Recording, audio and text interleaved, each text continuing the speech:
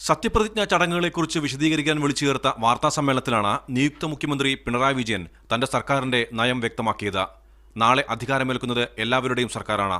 ജാതിമത കക്ഷി രാഷ്ട്രീയ വ്യത്യാസം സർക്കാരിനുണ്ടാവില്ല. മുഴുവൻ പൗരജനങ്ങൾക്കും അവകാശപ്പെട്ട അവരുടെ ആകെ സർക്കാരായിരിക്കും നാളെ സത്യപ്രതിജ്ഞ ചെയ്ത് അധികാരമേൽക്കുന്ന സർക്കാർ. അവരുടെ ആകെ ജീവിതക്ഷേമവും അഭിവൃദ്ധിയും മുൻനിർത്തിയാകും നാളെ അധികാരത്തിലെത്തുന്ന സർക്കാർ പ്രവർത്തിക്കുക. ജാതി മത വ്യത്യാസം ഉണ്ടാകില്ല, കക്ഷി രാഷ്ട്രീയ വ്യത്യാസവും ഉണ്ടാകില്ല.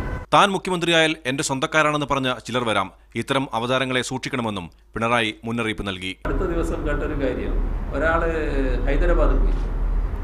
അപ്പോൾ അയാളുടെ സുഹൃത്തിനോട് പറയുകയാണ്, ഇപ്പം ഞാൻ സത്യപ്രതിജ്ഞ ചെയ്യാൻ പോകുന്നുണ്ട്, അയാൾ പറഞ്ഞതാണ് ഞാൻ പറയുന്നത്, അത് മുഖ്യമന്ത്രി പറഞ്ഞിട്ട് പോയതാണ്.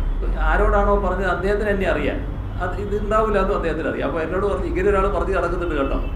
പറഞ്ഞയാളെ ഞാൻ പറയുന്നില്ല, പക്ഷെ അദ്ദേഹത്തിന് മനസ്സിലാകുമല്ലോ. ഇപ്പോൾ ഇത് ഞാൻ മനസ്സിലാക്കിയിട്ടുണ്ട്. ഇമാതിരി കുറേ അവതാരങ്ങളുണ്ടാവും. അത്തരം അവതാരങ്ങളെ നമ്മൾ എപ്പോഴും സൂക്ഷിച്ചു നിൽക്കേണ്ടതായിട്ടുണ്ട്. നാളെ നടക്കുന്ന സത്യപ്രതിജ്ഞാ ചടങ്ങിലേക്ക് പൊതുസമൂഹത്തിലെ എല്ലാവരെയും ക്ഷണിക്കുന്നതായും നിയുക്ത മുഖ്യമന്ത്രി പറഞ്ഞു. മീഡിയ 1 തിരുവനന്തപുരം.